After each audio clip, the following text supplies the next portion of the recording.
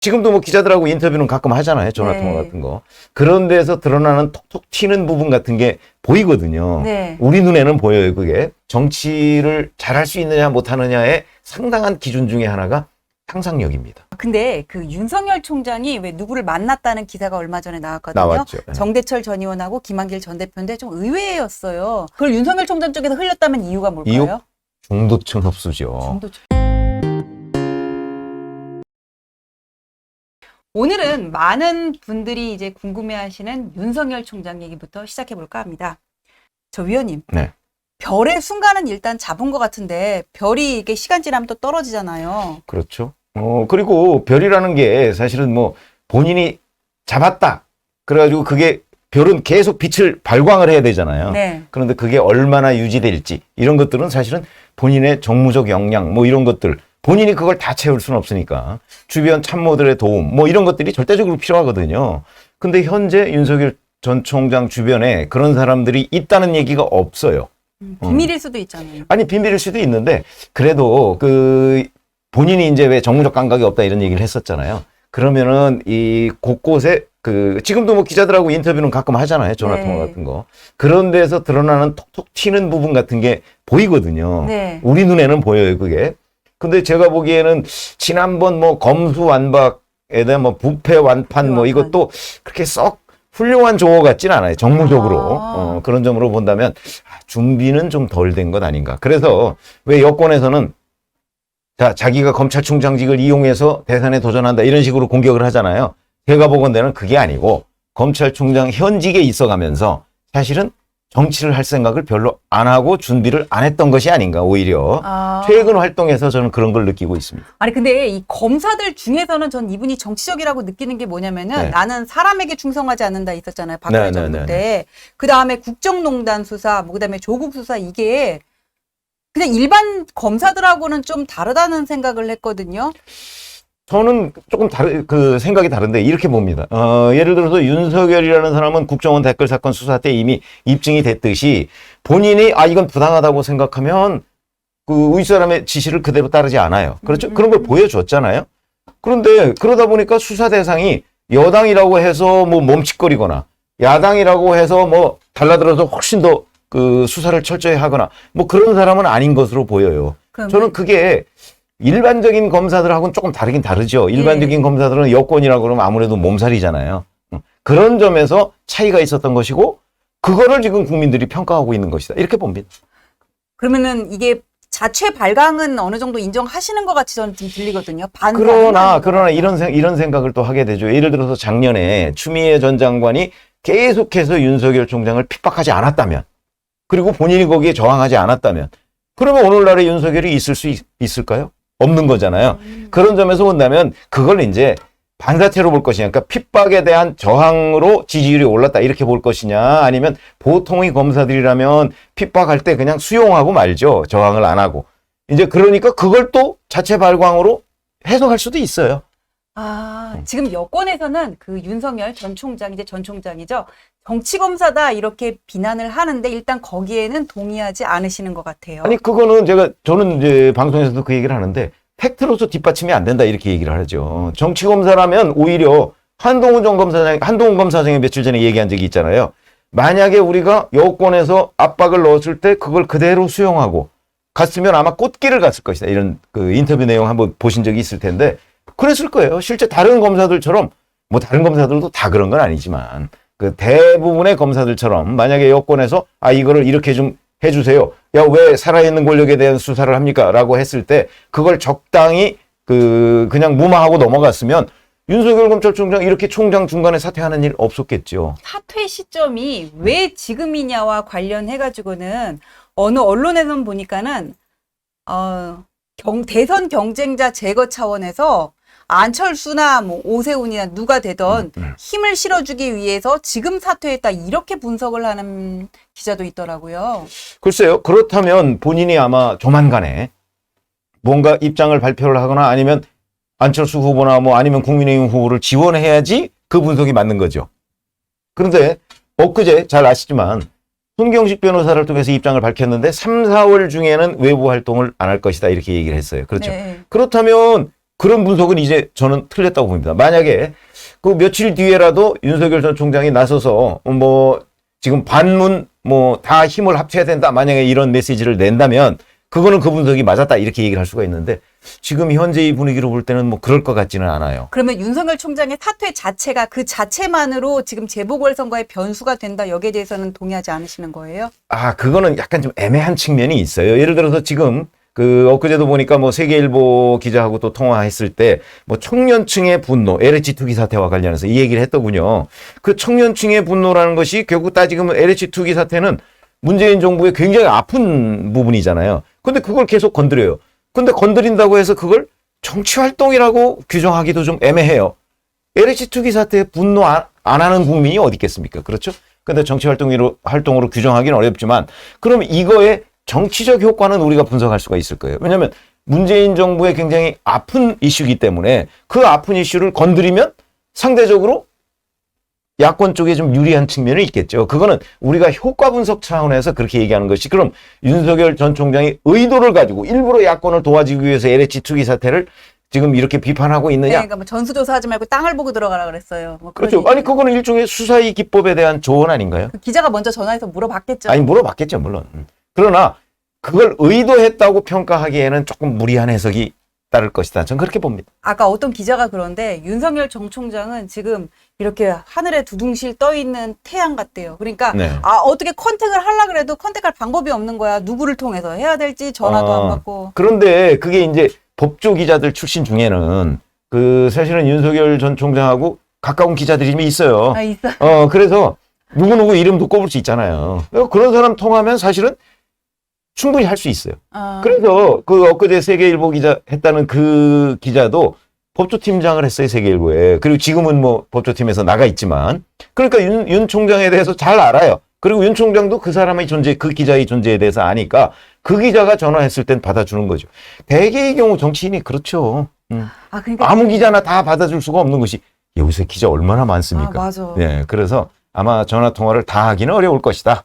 그러니까 이게 지금 법조를 그렇게 오래 정통하게 한 친구들은 모르겠는데 네. 법조 안 해보고 더군다나 정치부에만 있은 친구들은 어떻게든 사이드를 통해 가지고 연결을 하려고 지금 하려고 하죠. 하려고 하는데 그 전화를 다 받아줄 수가 없으니까 본인이. 왜냐하면 그거 다 받아주다 보면은 약간의 또 실수가 있을 수 있거든요. 그럼 또 그런 거 막 물고 늘어지고 하면 지금 정치에 아직 공식적으로 데뷔도 안 했는데 상당한 정도로 좀 흠집이 가죠. 아마 본인도 그런 걸 생각할 거예요.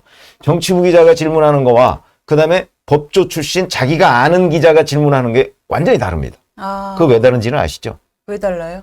왜냐면 자기가 아는 기자는 예를 들어서 자기가 이거 내가 실수했는데 그러면은 요 부분은 좀 빼줘라고 부탁을 할 수가 있잖아요. 그런데 전혀 모르는 정치부 기자와 인터뷰를 하다가 자기가 실수를 했을 때는 빼달라고 할 수가 없습니다.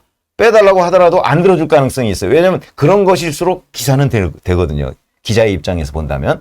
아마 그래서 조금 잘 얼굴 모르는 안면 모르는 기자들과의 전화통화나 인터뷰는 조금 아마 부담스러워서 그랬을 것이다. 이렇게 생각합니다. 그다음에 또 이제 여권에서 윤석열 총장을 공격하는 포인트가 뭐냐면은 포스트 반기문이 될 것이다. 이거거든요. 뭐 그거는 사실 공격이라기보다는 이제 그런 식의 여권의 기대를 담아서 평가절을 하는 거죠.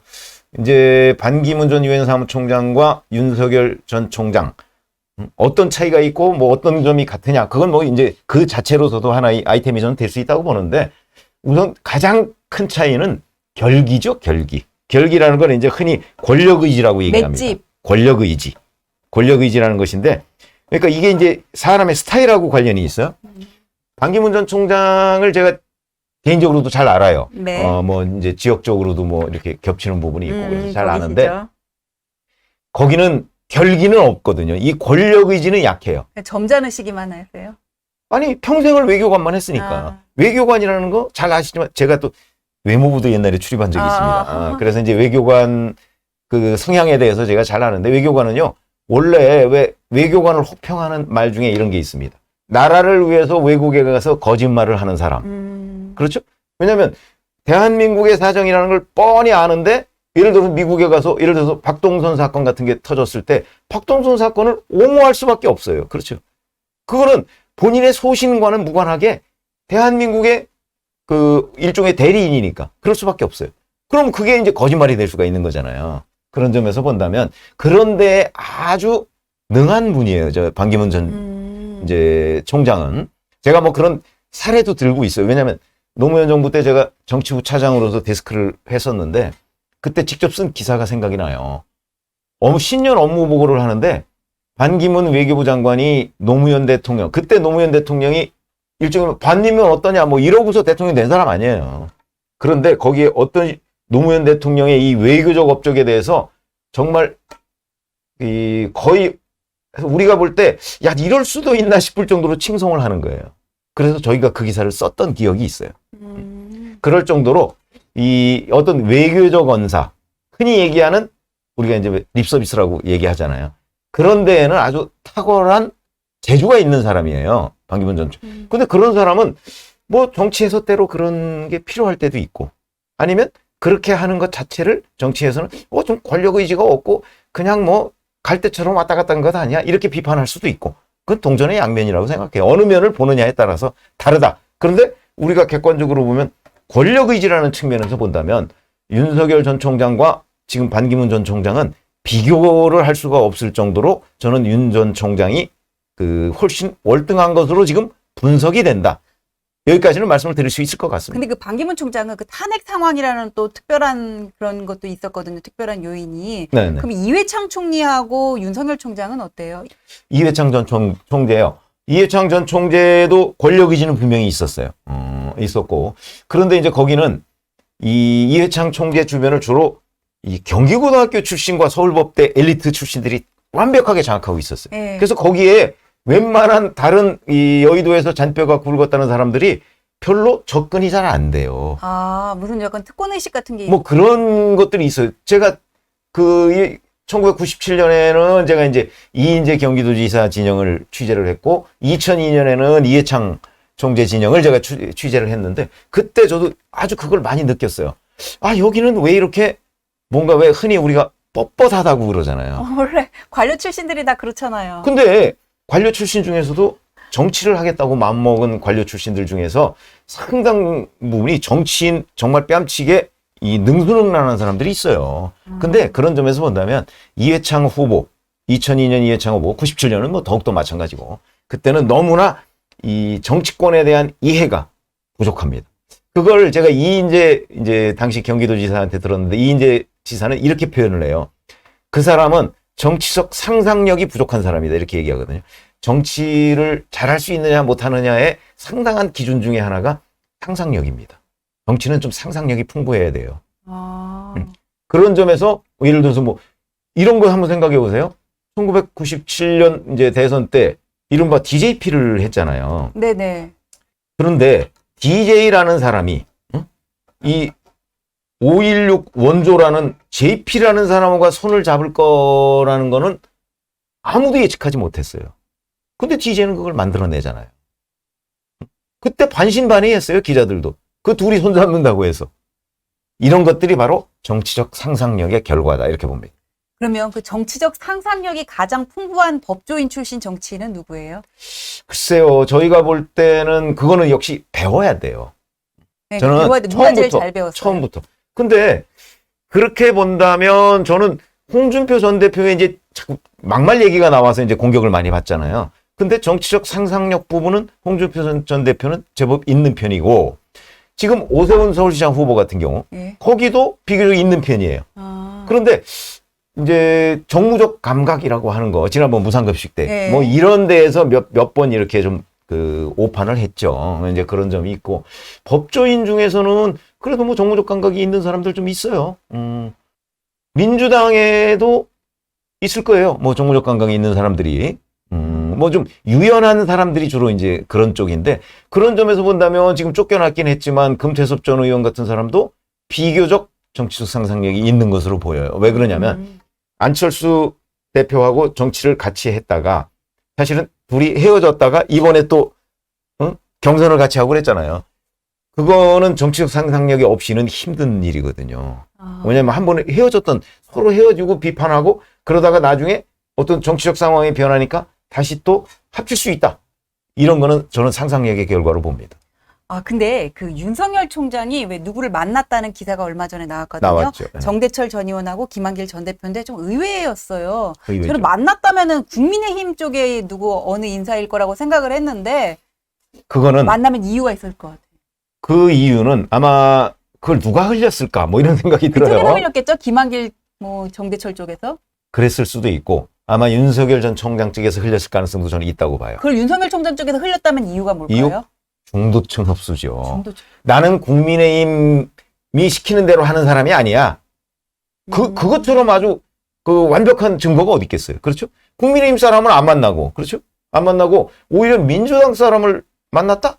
이 얘기는 그렇다고 해서, 아, 저 사람은 민주당이 시키는 대로 하는 사람일 거야. 이렇게 생각하는 사람 아무도 없잖아요. 그거를 저는 중도층에 대한 메시지라고 봅니다. 그렇기 때문에 그걸 김한길 전 대표나 아니면 정대철 전 고문 쪽에서 흘렸다? 이렇게 단정하는 거는 취재를 해봐야 되겠지만 저는 그거는 약간 섣부른 단정 아닌가 싶어요. 그러면 윤석열 총장이 국민의힘에 입당할 일은 없다고 보시는 건가요? 아니, 그렇지는 않습니다.